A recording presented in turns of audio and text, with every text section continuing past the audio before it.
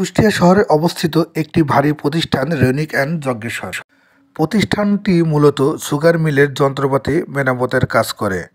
এর ঠিক পিছনেই গড়াই নদীর তীরে একটি গেট দিয়ে তৈরি করেছে রেনউইক বিনোদন পার্ক অ্যান্ড রিসোর্ট সেন্টার।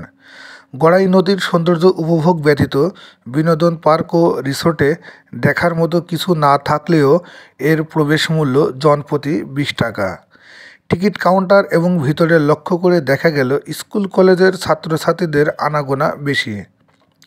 এরা পার্কের এবং নদীর এ কোনায় ও কোনায় আড়ালে আবডালে বসে একে অপরের সাথে অন্তরঙ্গ সময় কাটাচ্ছে। এ পার্কের অশ্লীলতা নিয়ে সচেতন মানুষের মধ্যে ক্ষোভ থাকলেও কোনো ভ্রুক্ষেপ নেই প্রশাসন ও কর্তৃপক্ষের।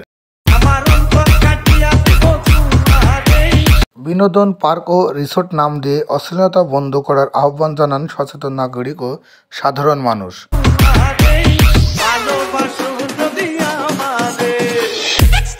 রেউনিক বিনোদন পার্ক ও রিসোর্ট সেন্টারের মধ্যে বিড়ি, সিগারেট, গাঁজা, ফেন্সি, হিরো সহ সকল মাদক সহজ এবং সুলভভাবে পাওয়া যায়।